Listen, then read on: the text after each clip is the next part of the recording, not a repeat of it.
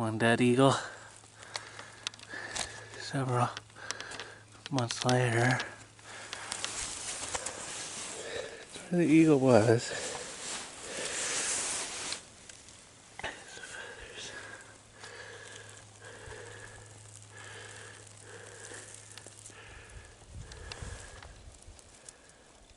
Downy feathers almost.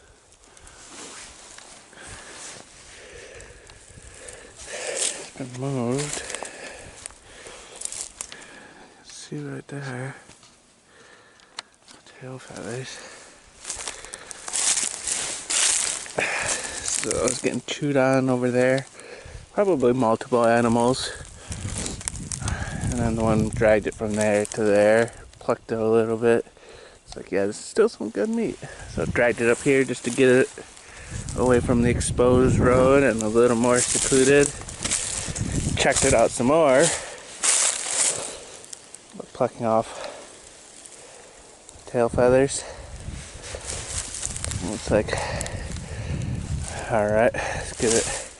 We'll get another little taste of blood, and it's like, ooh. Yeah, get here.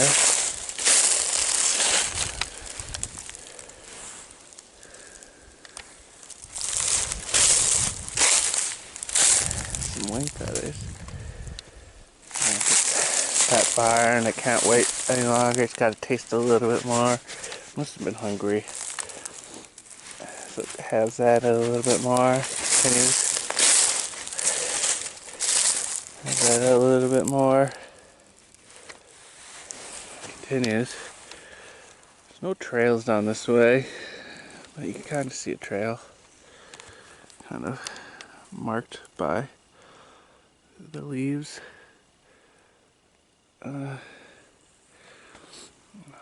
And there's lots of little crissy-crossy trails, you know. Couldn't find any more feathers.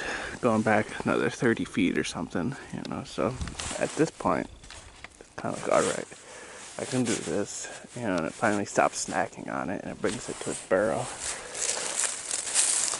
Kind of getting it away from the road, you know, and then snacking a little bit and then taking it home.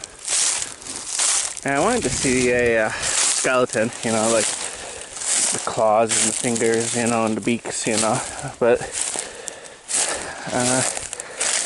it's probably wherever the coyotes put their skeletons. Anterior part 6. Doing up this corner, these framings. Something and something. So this is the panic room.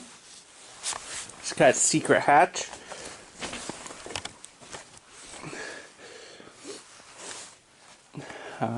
Basically, like 4 foot by 4 foot hatch. And it'd be store like the generator and the fan and whatever else, chop saw, you know, whatever tools and things I don't need, I'll be putting in here when I'm away. So if someone breaks in, they won't see it, you know, they'll just think this is a wall. So this is 48.5. This will be a plywood along the lower half, kind of centered on this. And that's like a 1/2 inch gap at the bottom. And then drywall above it. So it's a durable finish. That's just this front area. This front area has the, well, not plywood. The OSB, 1/2 inch OSB is going to have this 1/2 inch OSB, you know, for the lower 4 foot. And then in the living quarters, everything is going to be drywall.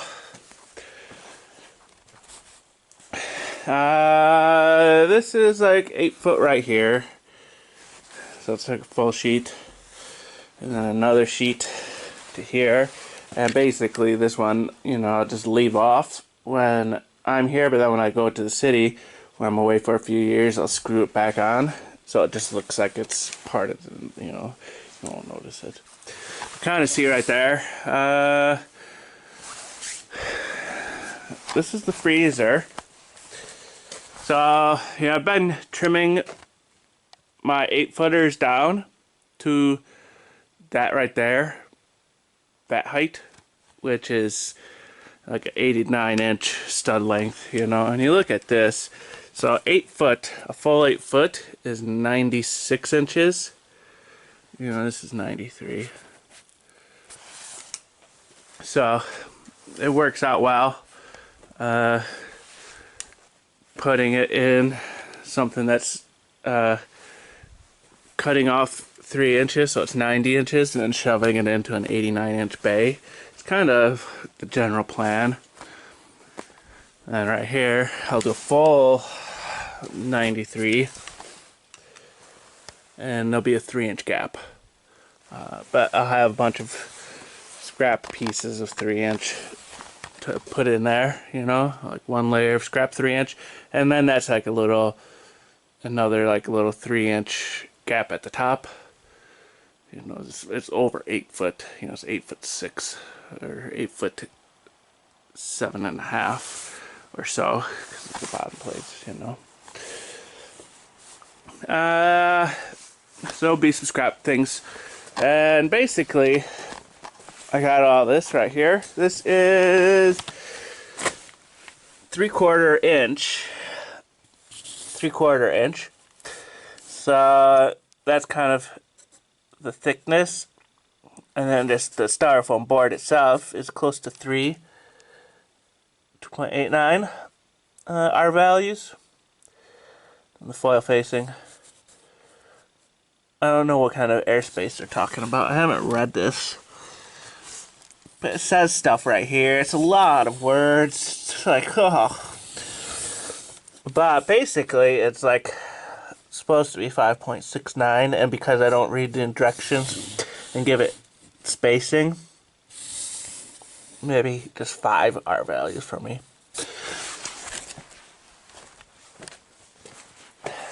So I got this. This is a full one. 11 pieces, 11 4-foot pieces. 16 inches, and I got this, which is a partial, maybe 8 pieces in there. So I got maybe 19 pieces. I need like 1.5 pieces still to finish up my little, maybe 2 pieces, 3 pieces to finish up my little ends, you know. And then the rest of that, think about putting in here. So I got 2-inch gap for these things. My hot and cold and my electricals. Shove some back here, and then give it the R13s. And then I got a couple, maybe build out the wall even more.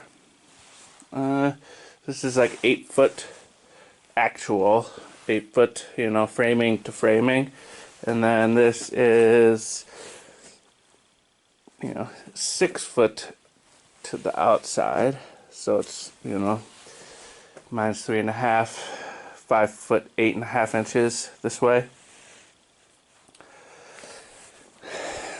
These two are probably my hottest walls, since they're kind of the interior space.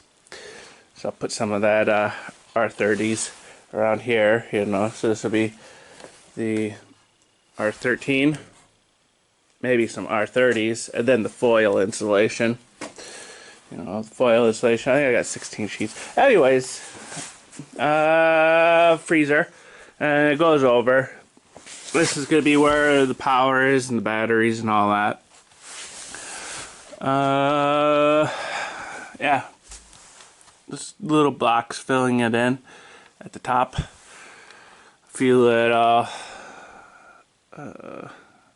things. So that's for the drywall. You know, the drywall would just be flopping right there. But now it's got something in the corner, something in the middle, something right there, and something in the corner for the ceiling drywall to screw into. That's kind of what these is, you know. It's always good to have some drywall backing right there, you know, on the outside corner. So this is an outside corner right here. You can't really tell, but it's a stud, And then I use blocking because it's not structural, and then another stud. So it's kind of basically 3 studs. If this were like load bearing, it would be 3 full studs sandwiched together. Outside corner, it gives you enough drywall spacing, drywall nailing on one side. And that right there is the inside corner. It has its blocking length flat, like this. Oh, that one isn't. I got one somewheres. Somewhere's around here. Oh, this is it right here. You can kind of see blocking is like flat. And that gives you drywall nailing on this side and that side. And this needs some stuff, but I ran out of studs. Got some pressure treateds. 4. And I need 1, 2, 2.5, you know, pressure treateds. So I'll have like half of a pressure treated left over, but not enough. Same thing. This time I used the actual stuff rather than the packing stuff. You know, this is made for a 2x4 wall, you know. Did some glue to fill in the gaps and then that, you know. Did the spray paints to mark my things, mark my positions. Wow, it looks like it might be getting sunny out. Not bad, not bad, not bad.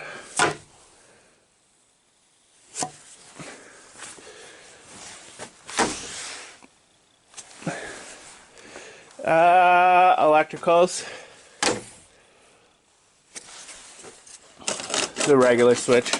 So I'm going to do a 3-way switch. A 3-way switch over there. This is a double junction box. Regular switch for outside light. Then a 3-way switch. So I'm going to be going to town here in a little bit. Getting this ready for a shower. A sock shower. Pick up some 3-way switches, some studs. It's like 20 studs I'm going to need. Well, I'll need a little bit more for wrapping things up over there, you know. For last while, I was going to be cutting across from that point over to, you know, whatever that is. This is pretty much at this point right here, you know, so we're looking 32 inches or so, you know, over there, and then coming in, and then from there going all the way over to the wall. There's 20 studs right there, more or less.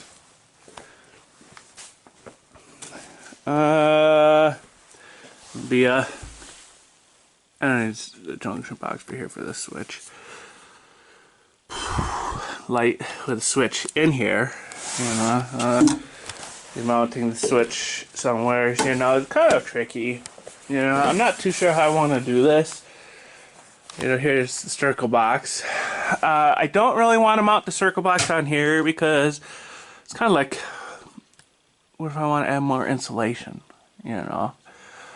It's kind of a, you know, the best way to keep something cold, a freezer cold, is just to have more insulation.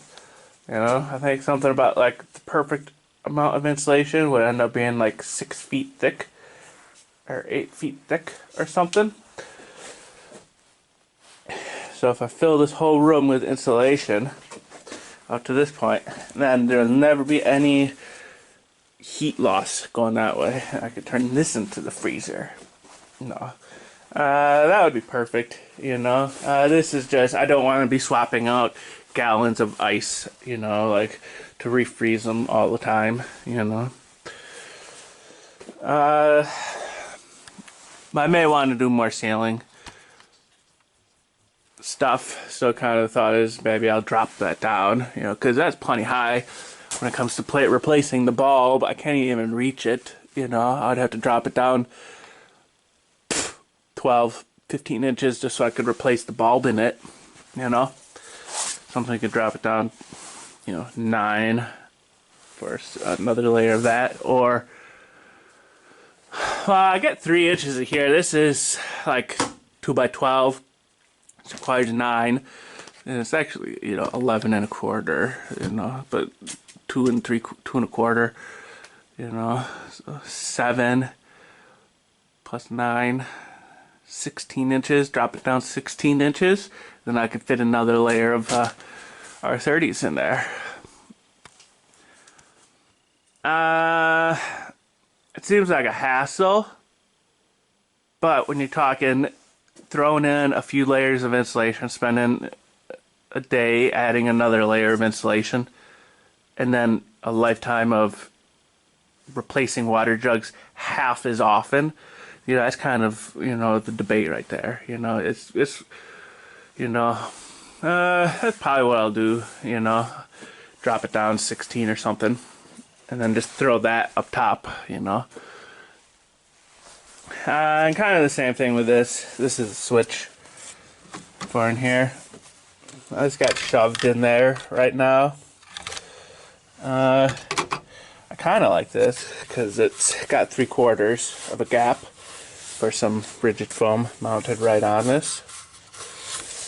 Then this screwed through the rigid foam onto the framings.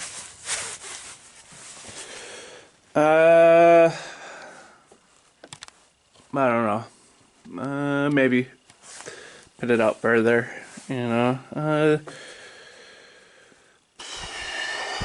It's kind of the more the merrier, but you could end up spending 8 foot to get it merriest, so it's kind of where's the reasonable cutoff. There's really no standard for something like this, like an off-grid walk-in freezer, non-electrified off-grid walk-in freezer, where it's kept cold. Fridge, walk-in cooler, and then the freezer chests along the floor. So it's got this, Let's see what we got. Well, that's too hard to see. But it's like 13.5 inches, it looks like. Cold space. Yeah, that's this video though. Just framing it in. I want to hook up my waters and get these checked for leaks. Which means putting in like a vault outside. And it was real cold.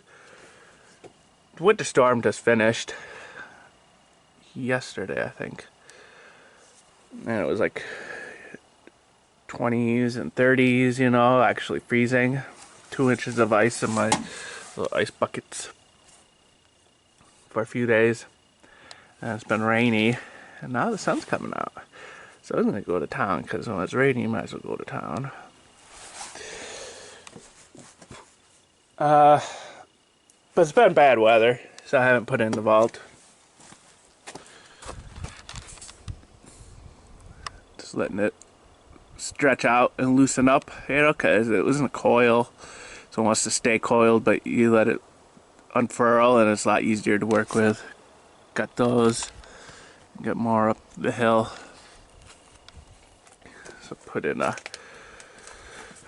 my connections and get these. Well, I need to get a T-still for the hot water today. So I need to get some things, junction box, a T, and some studs, and various other things,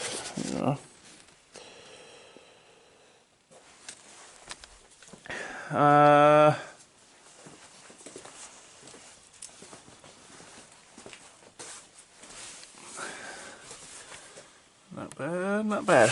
I'm gonna move this. I don't know where I'm gonna put it. It's just gonna be in the way. The only place it would not be in the way would be someplace.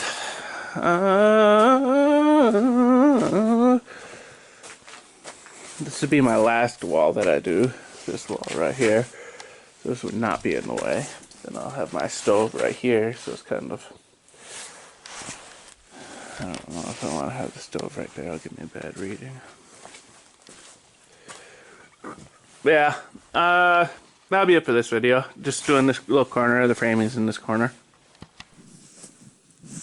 And now, a warrior for the Word of God and the Constitution of the United States, a Marine Corps veteran, a Harvard-trained attorney, Bishop of the Called Churches, and founder and president of STAND. Staying true to America's national destiny, the voice of the awakening. Your host, Bishop E.W. Jackson. And I am he. It is great to be back with you. I've had a halcyon weekend and a lot of travel. Believe it or not, I've been all the way to California and back since the last time I was on the program. In fact, I went to California yesterday, came back today. That's why I was not able to be on the program. We have a big event in Chesapeake every year called the Martin Luther King Leadership Breakfast, which my wife and I founded 20 years ago. We had the big 20th anniversary this past year. Oh, and I want to thank some of our listeners for coming, because it turned out some of our listeners came up even from North Carolina to say, hey, we listened to you on the radio, we heard about it, we wanted to come. So thank you all for coming. It was a really beautiful event. We honor people from all walks of life, including our first responders. I'm just very, very committed to the idea that, A, rather than criticizing a police officer when something seems to have gone wrong, or B, ignoring them, we ought to be honoring them and thanking them every time we get a chance, every day, because they put their lives on the line daily to help make our community safe. And so we honor police officers at the breakfast every year, firefighters every year. They run toward danger when the rest of us are trying to run away from it.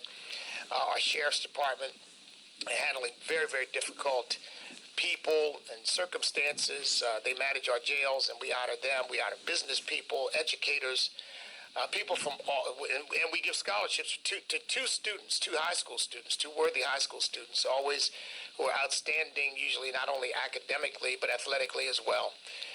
So we had a wonderful time. Had about 350 people out for that, and by the way, every 5 years, we started this breakfast 20 years ago. Every 5 years, I do the breakfast myself. I do the breakfast, but I speak. I am the guest speaker. Let me be more precise.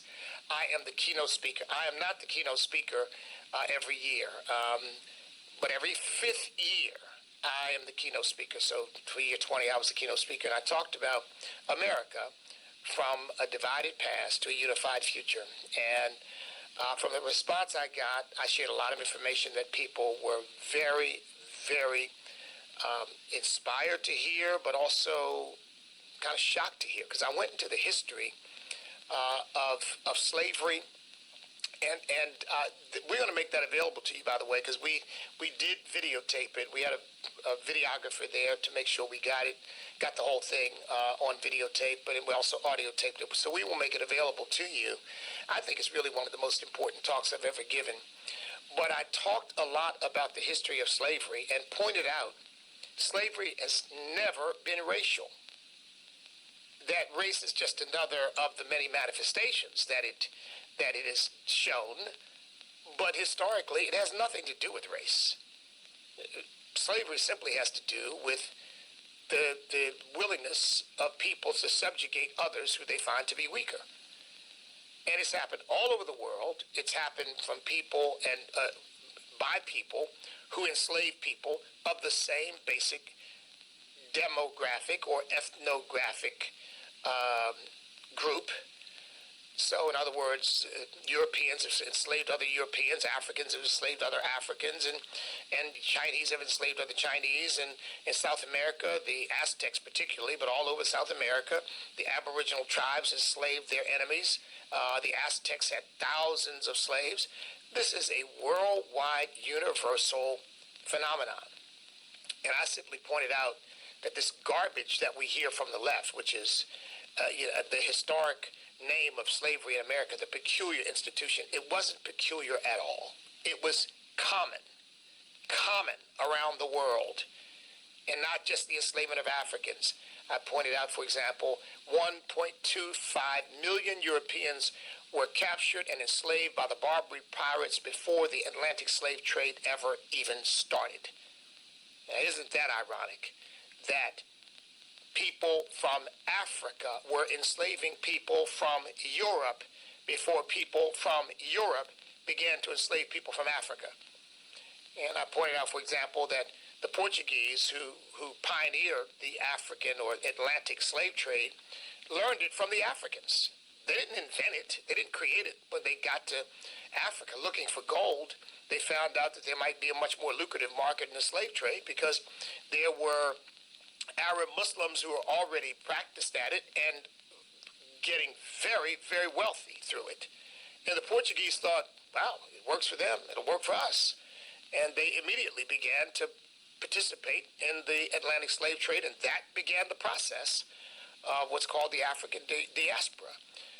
And my point is, and of course I'm summarizing a 30-minute speech in 4 or 5 minutes, but my point is subjugation, discrimination, division is not about skin color. It's about sin.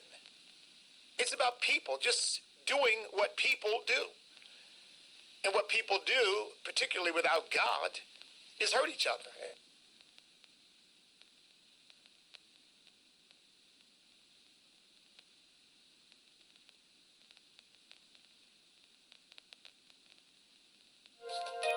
This is a Decency Minute.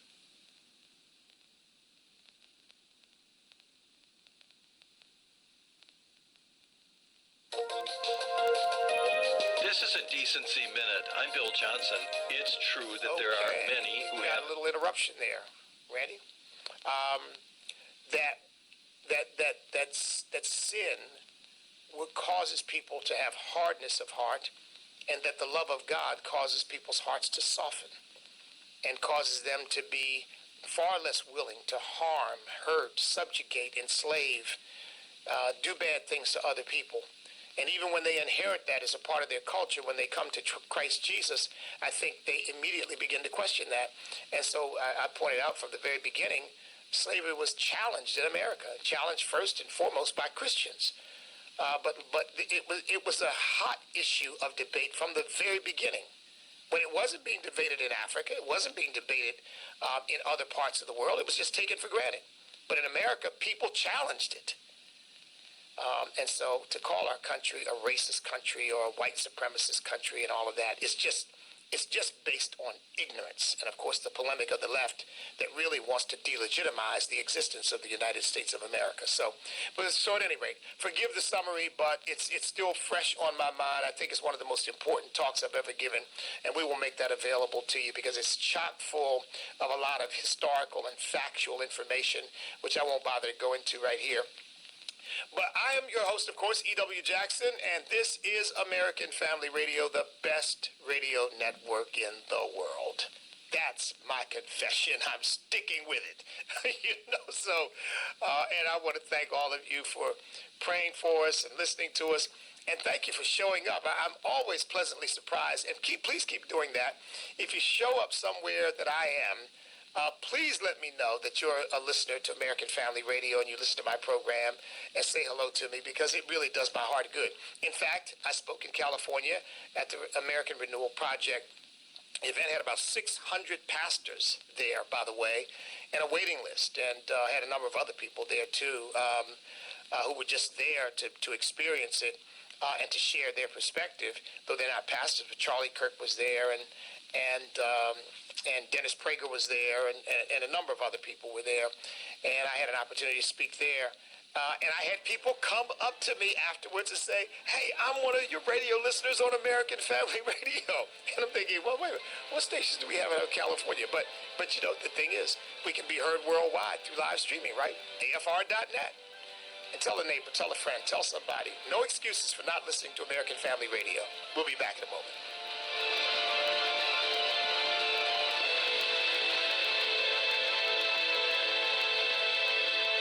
Back to the Awakening with Bishop E.W. Jackson on American Family Radio.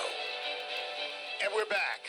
And folks, I'm going to start taking your calls as early as I can. In fact, I'm hoping to get one or two in during this segment. So let me introduce a couple of topics to talk about.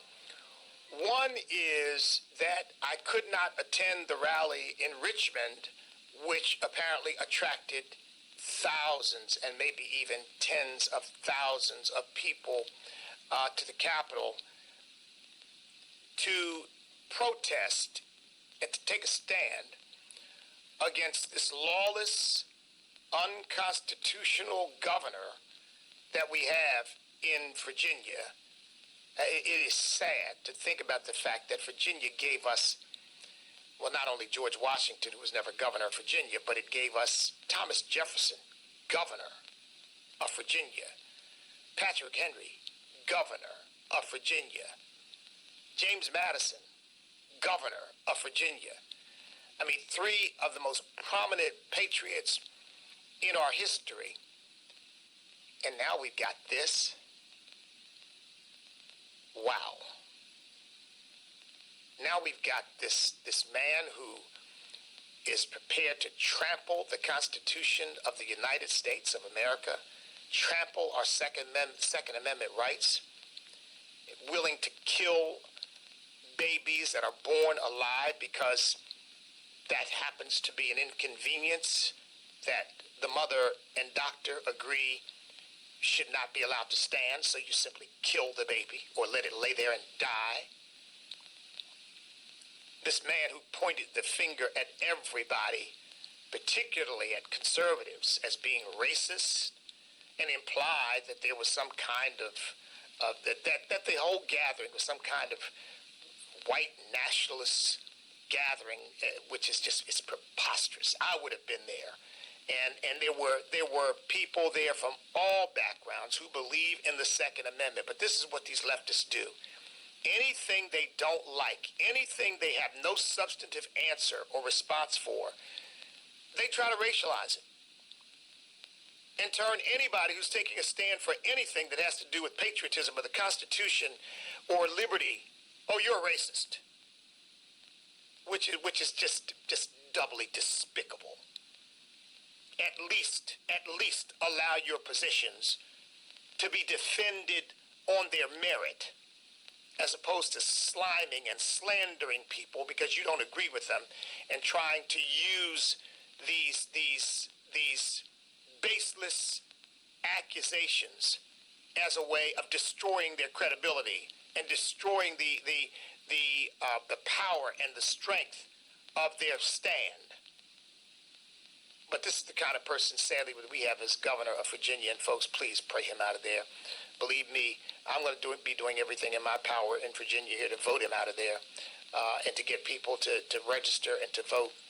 And if you're in Virginia right now listening to the sound of my voice, I've said before, any of you have heard me, you've got to get everybody you know registered and voting, every right-thinking person. We don't need people who don't know what they're talking about and we don't need them registering. We don't really need them voting. Not that we can stop them from voting, but we don't want to encourage them either. You know what I mean? We need people who respect the Constitution, respect liberty, respect our country, really believe in the wonderful legacy that we've been bequeathed by our founding fathers, and that has held this country in good stead for 243 years and has allowed us to become the greatest nation in the history of mankind. We want to uphold that. We want to expand and extend that legacy. People who think like that, we want them registered. We want them voting. And folks, I'm convinced that if Christians, Bible-believing Christians all over Virginia, all over this country for that matter, because I know you're hearing me everywhere, if we would just register, just vote, stop making these lame excuses about, well, that's politics, I don't get involved. This is not politics, folks. As Christians, this is part of our civic, spiritual responsibility. You mean to tell me if I have the ability to get someone elected who will defend the lives of unborn children, and I sit on the sidelines and allow somebody to be elected who thinks it's okay to kill a child even after it's born if the child was not intended to be born, if it was an intended abortion? And you mean to tell me if I sit on the sidelines and let such a person get elected, that I don't have to answer to God for that? You mean to tell me as a pastor who sees this horrendous effort going on to literally subvert God's natural order so that those whom God creates as men don't have to be men, or those whom God creates as women don't have to be women, that they get to choose their own gender based on their own feelings, and that parents can start giving their children hormones and getting them castrated while they're children and changing the very nature of their lives forever. And you elect people who go along with that when you could elect people who would oppose that and put a stop to it. And you don't think you have to answer to God for that? Look, I have to wonder about the Christian bona fides of people who think they can do that and are not concerned about having to answer to God for that. I am. When I stand before God, I don't want God to say to me, why didn't you speak up? Why didn't you say anything? Why didn't you do anything? And what am I going to say? Well, Lord, I would have, but I just never really wanted to get involved in politics. Or, Lord, I would have, but my grandmother was always a member of a particular party, and I didn't want to offend her. Or, Lord, as a black person, I just didn't want to go against the consensus in the community. Now, you think those lame excuses would ever be accepted by a holy God? When Jesus said, if you find your life, you'll lose it, but if you lose your life for my sake, you'll find it. And we ought to be willing not only to offend people, we ought to be willing to give our lives for the cause of Jesus Christ and for the truth. So there are going to be a lot of pastors with a lot to answer for, and a lot of Christians with a lot to answer for. But that doesn't have to be the case. All we got to do is just, as Isaiah 62 says, you who make mention of the Lord, do not keep silent, and give him no rest until he makes Jerusalem a praise in the earth. And I sometimes extrapolate from that and say, and Lord, I'm not going to give you any rest until you make America a praise in the earth. I think that's what we're supposed to do. And so people like this Ralph Northam, the man who points the finger at everybody else as a racist when he himself wore blackface or a Ku Klux Klan outfit. And you all know me if you've listened to me. In fact, that's what my speech was all about. In fact, one of the things I said in my speech is I don't think we need to have more conversations about race. I think we need to have conversations about individualism. That each individual is the unique creation of God and should be seen as such. But when you get such a gross hypocrite who wants to accuse other people when he himself is perhaps the ultimate example of the very thing he's accusing others of doing, then you got to point that out. You can't let that one go. And now he's trying to trample our Second Amendment rights. And here again, there's some people, thank God, who have arisen saying, you know what? The Second Amendment has been one of the greatest protections and equalizers for black people in America, because initially, because of slavery, and then later Jim Crow, all of the gun control laws, or much of the gun control efforts, were placed on black people, trying to keep them from arming themselves. Because if you can arm yourself, you can defend yourself. If you can defend yourself, you must be an individual worthy of that defense. And if people want to convince you that you're not, then one of the best ways to do that is to leave you defenseless. So this idea that somehow the Second Amendment is a curse or a scourge on the black community because of all the violence, quite the contrary. It is one of the greatest blessings for the law-abiding citizens in the black community that you could ever want, because it would give them an opportunity to defend themselves against the lawless element, which is, by the way, a small minority of that community, but it's a lawless element. And if the more they know that law-abiding citizens are in a position to defend themselves, I guarantee you, the less willing they're going to be to risk life and limb to attack somebody else who just might be in a position to fight back. So, folks, I didn't get to the rally because of my Martin Luther King breakfast. That's an annual thing that we do every year. But I'll tell you what, I was with them in spirit, and I was so proud to see, again, tens of thousands out there. And, well, lo and behold, the governor's predictions of violence did not come to pass. Folks, the most peaceful, the most respectful, without in any way giving up the fire and passion of our convictions, but the most peaceful protests and rallies you ever want to see would be those that you see among conservatives, Tea Party people, evangelicals, because we respect the rule of law. We just don't want the law being used to transgress our fundamental rights that are given to us by God and secured by the Constitution. Well, I didn't get to any calls, but we'll get to them in the next segment. Stand by.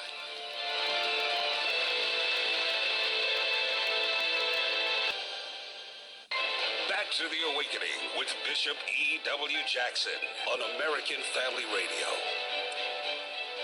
And the last thing I'll mention before coming to the lines is this impeachment abomination. And folks, it is an abomination. You know, if I'd had my druthers, I would have seen the Senate dismiss the thing before it even got started. Because the problem, the main problem, the president's going to be acquitted because he hasn't done anything wrong. In fact, I'm one of the few voices in the country, I believe, that has argued even his conversation with President Zelensky of Ukraine was not wrong. Because if you know anything about the history of corruption in Ukraine and the degree to which our tax dollars are used in those corrupt schemes, it was perfectly appropriate for the president to focus in on a family in America that has been cashing in through that corruption. And they have been. The Bidens have been cashing in through that corruption. And nobody knows if Joe Biden is going to win the nomination. I think there's some question about that. It might well end up being socialist, communist Bernie Sanders. But I think the president was absolutely right. In fact, I would argue he would have been derelict in his duty not to have brought it up. So I take just the opposite position on this. Any president who cares about what's happening with the American people and their resources ought to have been inquiring and saying, are you going to get to the bottom of this? Are you going to find out what's going on here? Because, folks, anytime a drug-addled novice attorney with absolutely no background in the energy industry gets paid $1 million a year for sitting on a board, and his father happens to be the vice president of the United States, whose foreign policy portfolio includes that country, that is prima facie evidence that something corrupt is going on there. And every time I hear some leftist media, I'd say, oh, well, no, that's been investigated. And it's clear that there's no, I mean, with their, and they say it with, they get up on their haunches and say it with such arrogance and pride and such finality that the rest of us are just supposed to accept that. When anybody with a brain can look at that situation and know there's something wrong there. And the president is not supposed to be concerned about that? Please. And this is what they're impeaching him for, primarily, an obstruction of Congress. You know what? Congress needs to be obstructed, in the right way. I mean, in the right way, because as far as I'm concerned, they're just a bunch of buffoons, and particularly coming from the left side. Although, look, there's something to be said in some cases across the partisan divide. As you can have idiots on both sides of the aisle. It's just that the majority of idiots, the overwhelming number of idiots, seems to be on the left side these days. And then to have to listen to Adam Schiff pontificate. Oh, my goodness gracious. Oh. I think Nancy Pelosi, this is proof positive that she hates the American people because she wants us all nauseated. She wants us all sick to our stomachs. And she said, I know what I'll do to really, I'll really get at the American people. I'll teach those bunch of deplorables out there. I'll put Adam Schiff on the television. And the moment they see him, guess what? They're going to need the Alka-Seltzer or the Pepto-Bismol or something. And they deserve it. Because after all, they are a bunch of deplorables. I mean, folks, you have to laugh at this stuff to avoid crying. As far as I'm concerned, this stuff should have...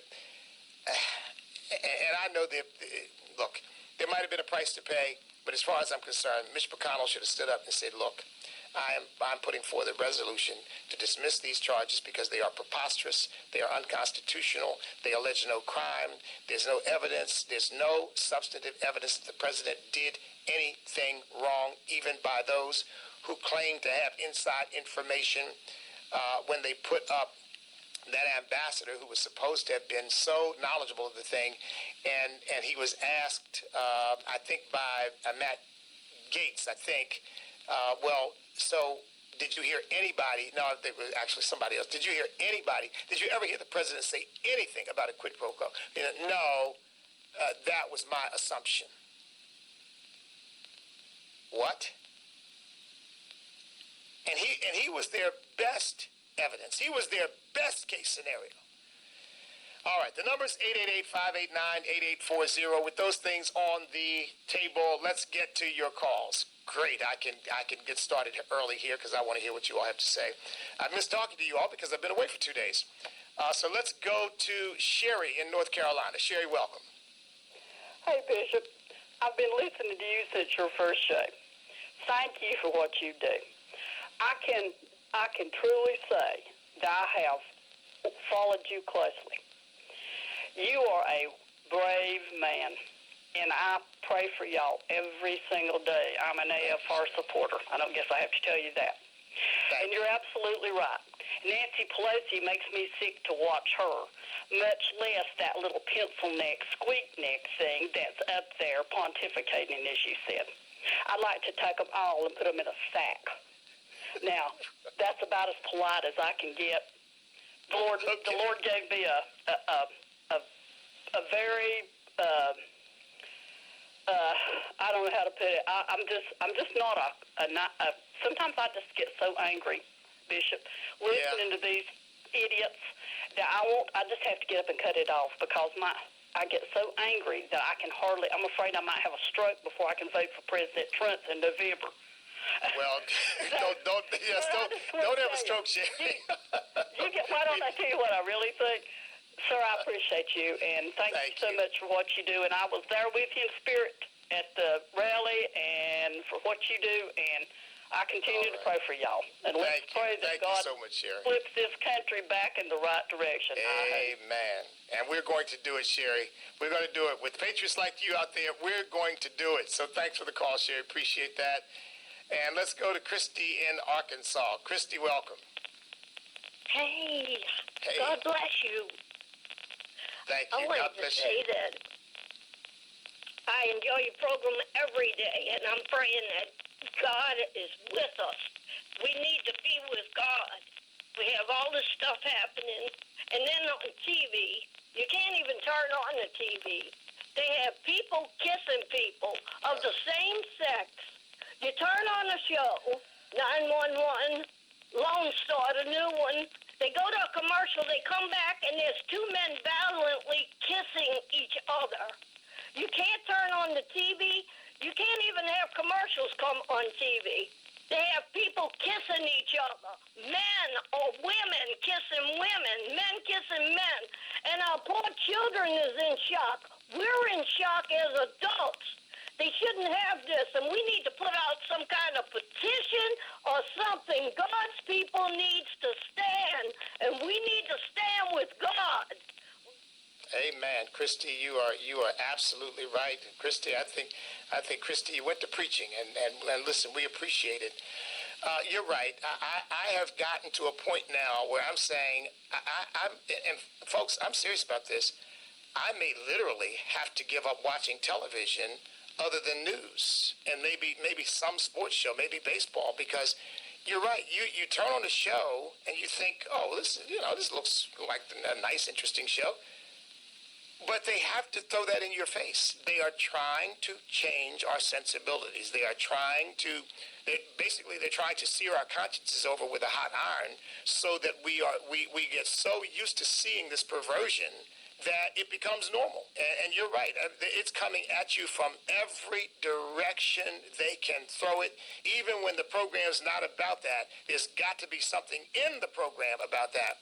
And a Hallmark is even still right now. I think they're planning to do some Hallmark shows about love affairs between two men and all this nonsense. I mean, it's bizarre, Christy. And you're right.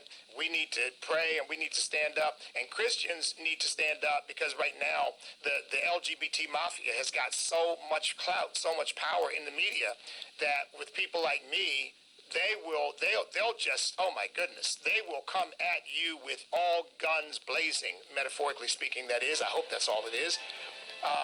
So folks, yeah, we've got problems. Sorry about that. Stand by. When I come back, I'm coming right to the rest of you on the line. I see you there, and I appreciate it. The number is 888-589-8840. We'll be back.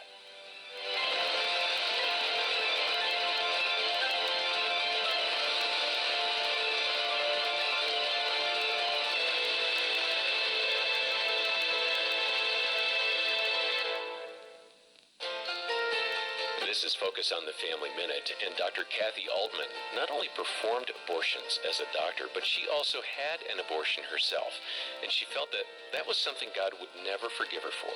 In my mind, I could see this little boy running, and he turned around and looked over his shoulder at me, and he said, "Mommy, I forgive you." And it was the most wonderful thing. So I guess we both see those babies in heaven, and I hope I have the chance to tell them that I'm sorry that I prevented them from having their life. Yeah. Well, but again, I mean, the Lord has forgiven you. That's powerful to see. You're never too far from God's forgiveness. Hear more from Dr. Altman at FamilyMinute.org. Okay, Candace, for the win, where can you buy the Love Sings, The Artistry of Marriage DVD set? Is it A, Bed Bath & Babies, B, the gas station, C, AFAstore.net, or D, your grandmother? Well, it's not a food nor a bath product, and my grandmother can't sing, so I'm going to go with C, AFAstore.net. That is correct. You win. Oh, my goodness. Visit AFAstore.net. AFR's own J.J. Jasper is a morning on-air personality, author, comedian, Christian, and family man. J.J.'s also a keynote speaker at banquets, men's ministry events, pregnancy center fundraisers, and more. Here's what others are saying. This is Amy Wishman at Life Choice Ministries in Manhattan, Kansas. Several board members and donors told me that this banquet was our best banquet ever. Thanks to J.J. Jasper. Information on J.J.'s availability to speak at your event is at jjjasper.com. Here is some great news. If you missed the deadline to sign up for health insurance, or if you signed up for a plan that you're just not happy with, you still have a choice. It's called Medi-Share. It's the affordable alternative to health insurance, and it's worked beautifully for 25 years. They have more than 400,000 members now around the country. Medi-Share is a Christian healthcare sharing ministry, and over the years, members have shared over $3 billion of each other's medical bills, so they can help share your needs too. And best of all, you could save a lot of money with Medi-Share. The typical savings for a family is about $500 a month. Your savings could be more or less, but think about what you could do with that extra money every month. You're not stuck with a high-cost health plan. You can join Medi-Share anytime, so call them today and check it out. Here's the number to find out more, and there's no pressure. They are super easy to talk to. Call 833-44-BIBLE. That's 833-44-BIBLE. 833-44-BIBLE. Back to the Awakening with Bishop E.W. Jackson on American Family Radio. All right, let's get right to your calls. The number's 888-589-8840.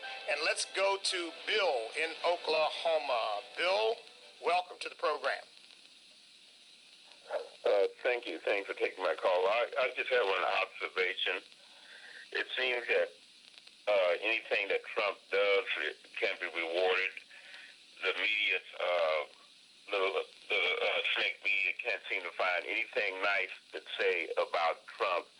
Yet the dictators and the murderers in these foreign countries that were taken out and nobody loved them, even Iran or Iraq, yet they continue to dig the bottom of the barrel of nonsense to find out what good people they are. They were leaders. They were this. They were loved by their country. They were poets. I mean, it's mind-boggling how they can bend over backwards to find something to say about those people, and they can't even give Trump credit for all that he's done. That's just what I had to say. Well, Bill, listen, thank you for the call. There's nothing for me to add to that except a triple, quadruple amen. You are absolutely right. They will bend over backwards to find something good to say about the worst villain in the world. And with all that Donald Trump is doing for this country right now, and it's benefiting everybody, now, there may be some pockets. We've had people call and say they haven't experienced it. But let's face it, overwhelmingly, the American people are feeling the benefits of his policies. And you can't get the media to acknowledge not one scintilla of it. So it just goes to show. That's why they have no credibility. The mainstream media has no credibility whatsoever as far as I'm concerned. I only turn them on to see what lies they're telling today. I don't turn them on for information. I just was, okay, let's check them out. See what lies are they telling us today. Let's go right back to the calls. Suzanne in Virginia. Suzanne, welcome. Hello, sir. How are you? I'm blessed and highly favored. How are you?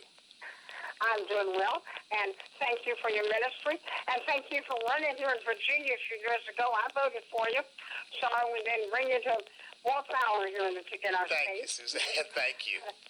I wanted to tell you that I was so happy with how the gun rally went, and there were over 22,000, according to the television, that were in attendance that day.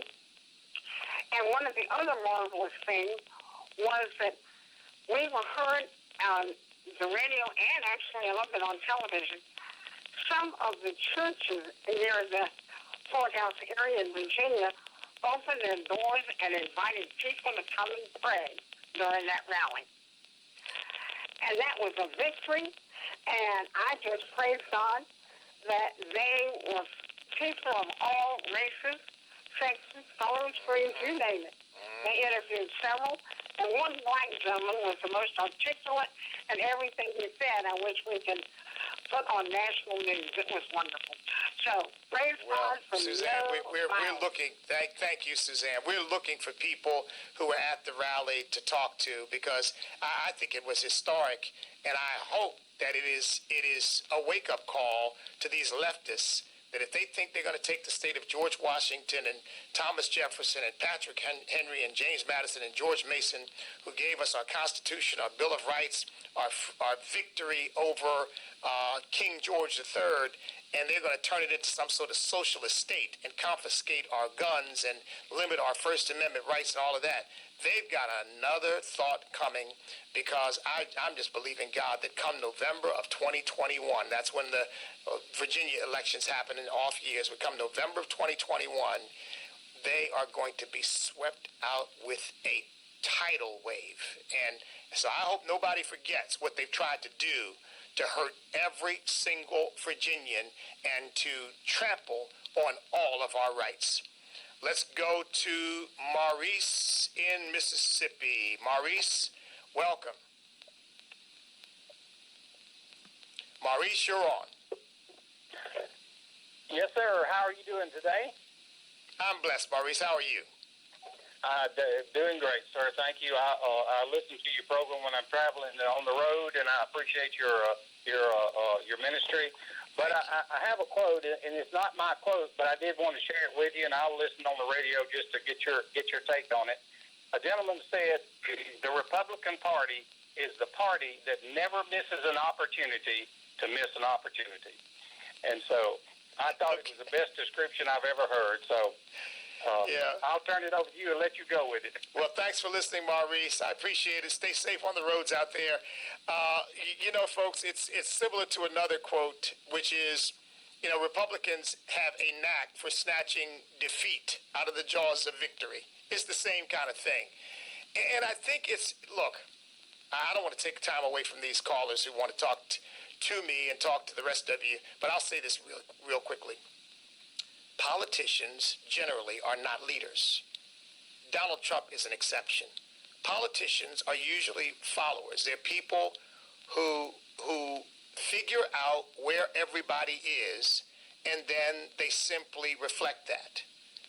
But leaders who figure out where everybody is and then say, but where everybody is not necessarily where we need to be, and try to lead us to a better place, those are few and far between. And most Republicans are not leaders. There are some. Donald Trump right now is the standout, but there are some. But most of them are not.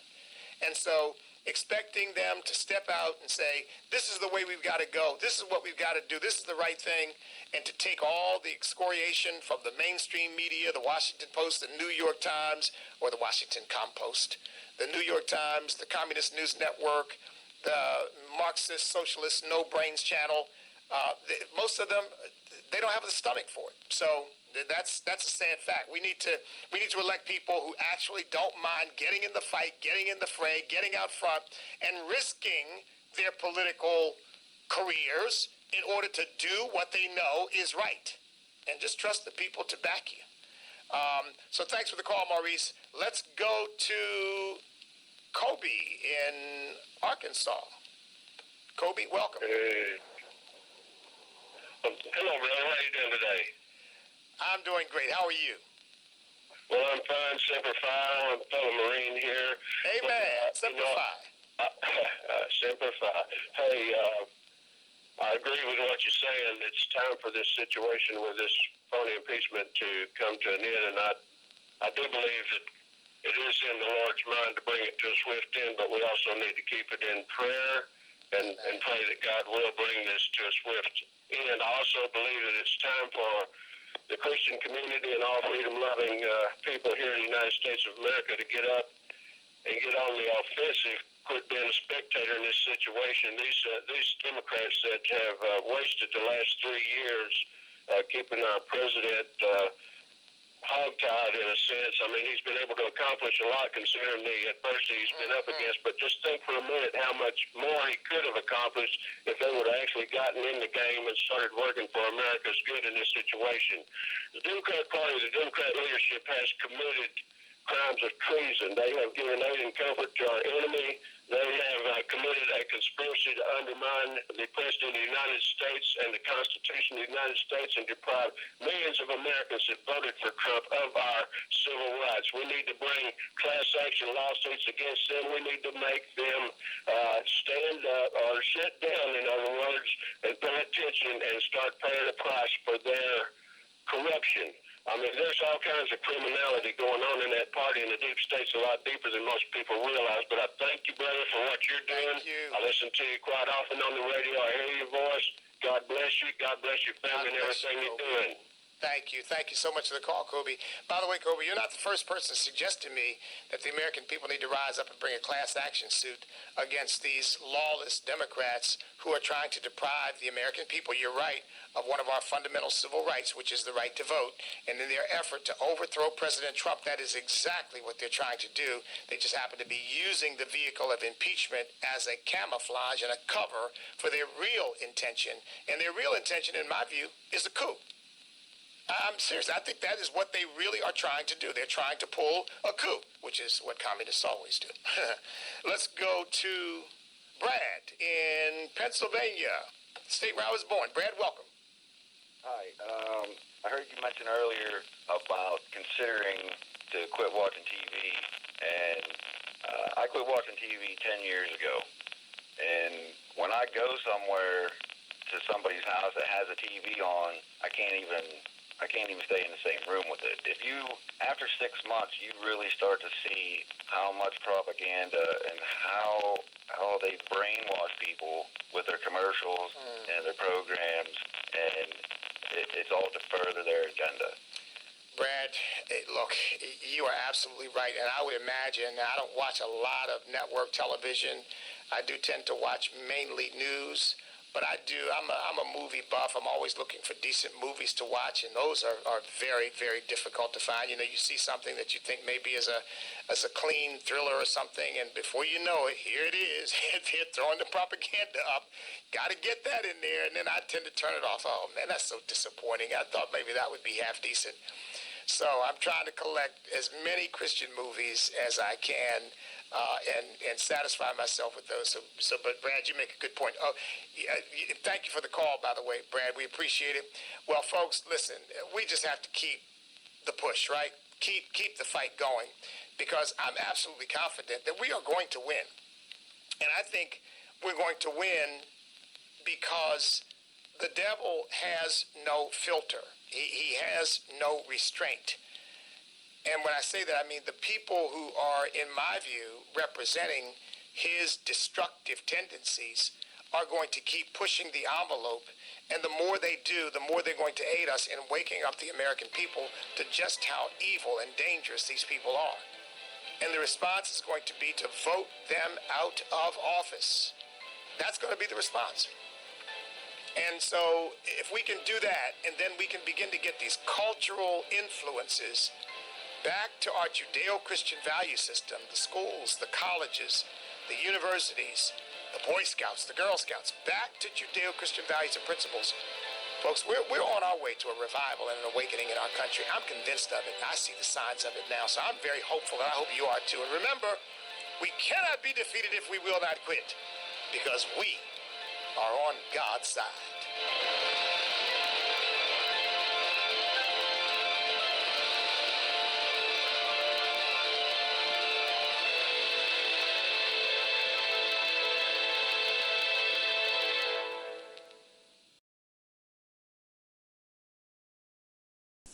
I don't want your money as much as we want your power. We're going to win so much. We're going to win at every level. We're going to win economically. Since my election, America has gained over 7 million jobs. We're going to win so much, you may even get tired of winning. America is thriving. America is flourishing. And yes, America is winning again like never before. And you'll say, please, please, it's too much winning. We can't take it anymore. Last week alone, the United States concluded 2 extraordinary trade deals. Investment is pouring into our country.